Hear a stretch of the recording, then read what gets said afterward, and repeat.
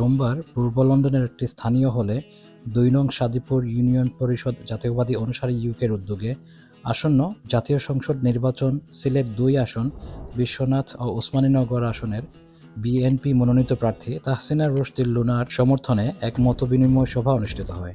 সভা মোহাম্মদ রুহেল আলীর সভাপতিত্বে এবং সৈয়দ আলমগীর আলী, শাহ মুর্শেদ ও জিয়াউল হক বেলালের যৌথ পরিচালনায় অনুষ্ঠান পরিচালিত হয়। শুরুতে পবিত্র কোরআন থেকে তেলাওয়াত করেন শিবির আহমেদ। স্বাগত বক্তব্য রাখেন জিয়াউল হক বেলাল।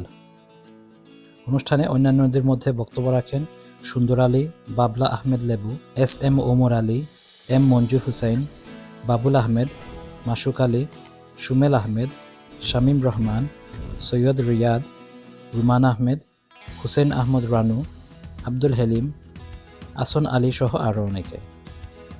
বক্তারা বলেন, আসন্ন জাতীয় সংসদ নির্বাচনে সিলেট ২ আসনে বিএনপির মনোনীত প্রার্থী তাহসিনা রশদী লোনাকে সকলে মিলে বিপুল ভোটে জয়ী করে জাতীয় সংসদে এমপি হিসেবে দেখতে চান তারা।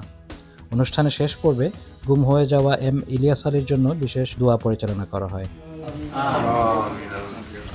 বিশ্বনাথ ওসমানীনগর আমরা প্রার্থী তাহসিনা ম্যাডামের বিএনপি মানে প্রার্থী দেওয়া হয়েছে। এই সমর্থনে আজকে আমরা মত বিনিময় সভা দল হয়েছে।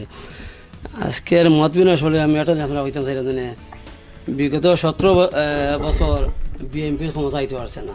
ইলিয়াস আলী ভাই শহীদ তাহসিনা ম্যাডাম এই বিশ্বনাথ ওসমানীনগর নেতৃত্ব দিচ্ছেন।